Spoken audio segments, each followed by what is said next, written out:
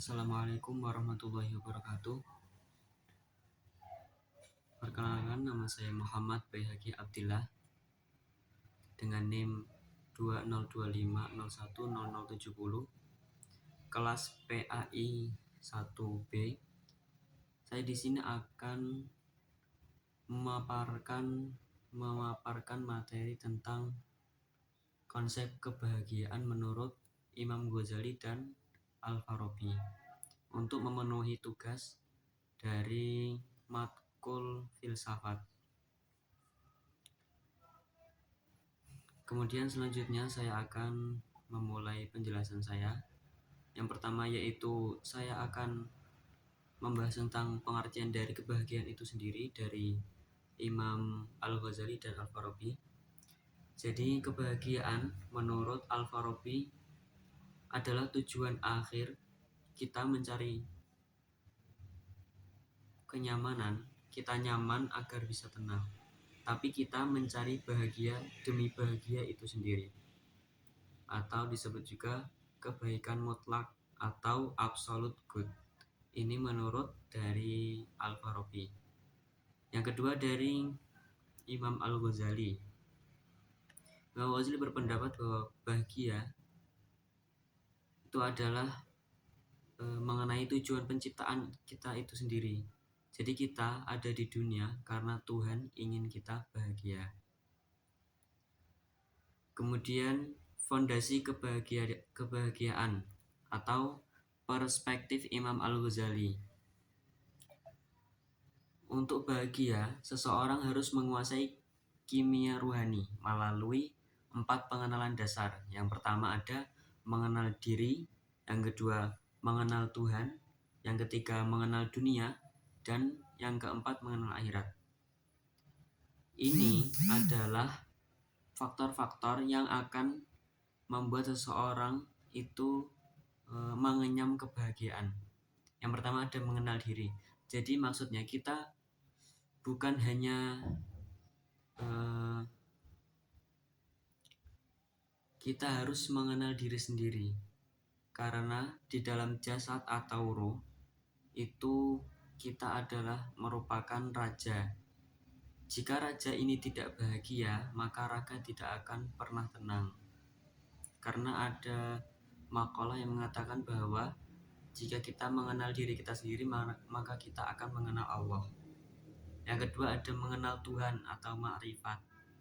Ini adalah tingkatan, kalau dalam tasawuf ini merupakan tingkatan tertinggi. Mengenal Tuhan maksudnya itu kebahagiaan tertinggi jiwa adalah saat ia mengenal Tuhannya. Pengetahuan tentang Tuhan adalah puncak segala ilmu. Yang ketiga ada mengenal dunia. Jadi kita harus mengenal bahwa dunia itu hanyalah alat untuk kita menuju kebahagiaan di akhirat. Jadi ketika kita mengejar akhirat, maka dunia pun akan mengikuti, atau kita akan juga merasakan kebahagiaan di dunia. Juga kita akan merasakan kebahagiaan di akhirat jika kita mempunyai tujuan untuk mengerahkan semuanya untuk berusaha menuju akhirat. Yang keempat adalah mengenal akhirat. Yaitu di sini kita harus sadar bahwa apa yang kita tanam di sini atau kualitas jiwa akan dipanen di sana. Jadi kita harus mengetahui bahwa di akhirat sana kita akan memanen sebuah hasil yang kita usahakan di dunia. Ketika kita di dunia melakukan keburukan, maka di sana pun kita akan memanen sesuatu yang buruk juga. Ketika kita menanam yang baik-baik di dunia, maka kita juga akan memanen yang baik di akhirat. Selanjutnya ada tingkatan kebahagiaan dari perspektif Al-Farabi. Al-Farabi berpendapat dan juga membagi kebahagiaan menjadi 2 level agar kita tidak terjebak. Yang level pertama itu ada sa'adah ad-dunya atau kebahagiaan duniawi. Jadi sifatnya itu sementara dan terbatas. Ketika kita merasakan kebahagiaan di dunia, maka kita tidak akan merasakan kebahagiaan yang di dunia itu di akhirat. Karena kebahagiaan tersebut hanya ada di dunia dan itu terbatas. Harta, tahta, kesenangan fisik, semua itu hanya titipan Allah dan tidak bisa dibawa mati. Yang level kedua yang lebih tinggi yaitu adalah sa'adah al-quswa atau kebahagiaan yang puncak atau abadi. Nah, di sini tujuan akhir yang sesungguhnya dicapai melalui kecerdasan akal dan kebersihan hati atau jihad al-nafs. Atau juga kita memang benar-benar marahkan semuanya untuk tujuan akhir yaitu akhirat.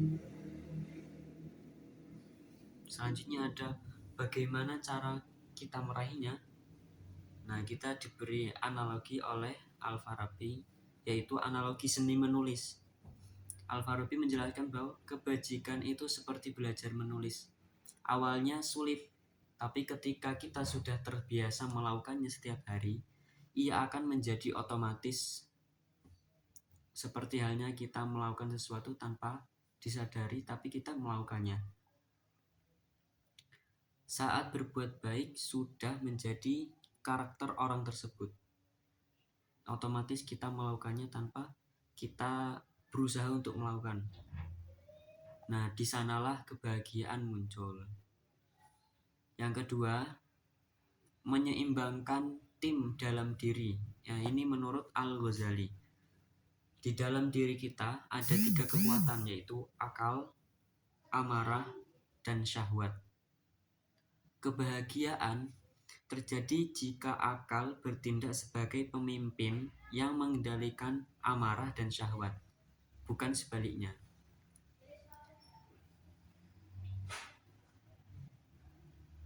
Yang ketiga ada mencintai sumber kebahagiaan. Cinta kepada Allah adalah benihnya. Zikir dan ibadah adalah cara menyiram benih tersebut agar tumbuh menjadi pohon kebahagiaan. Selanjutnya ada kebahagiaan itu berjamaah. Ini adalah pesan dari Al-Farabi. Ini poin penting yang membedakan Al-Farabi dengan filosof yang lain. Di sini kita menjelaskan bahwa Al-Farabi tidak bisa sendirian. Kebahagiaan sejati sulit diciptakan, sulit dicapai jika kita mengisolasi diri. Manusia itu butuh masyarakat. Manusia itu makhluk sosial dan membutuhkan orang lain. Tidak bisa hidup sendiri. Selanjutnya pentingnya pemimpin. Al-Farabi juga mendefinisikan pentingnya pemimpin. Karena tidak semua orang paham jalan menuju bahagia, masyarakat butuh penuntun atau guru, ulama atau pemimpin yang bijak untuk mengarahkan mereka ke tujuan yang benar.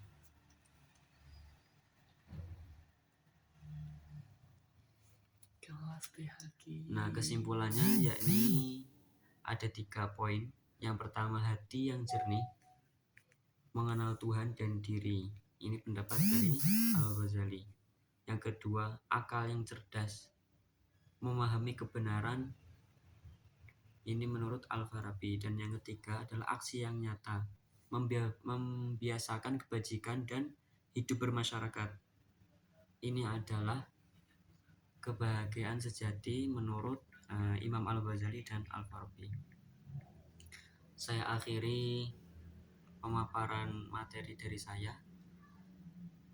Jika ada salah ucap atau kurangnya sesuatu yang membuat hati tidak berkenan, saya mohon maaf. Sekian, terima kasih. Wassalamualaikum warahmatullahi wabarakatuh.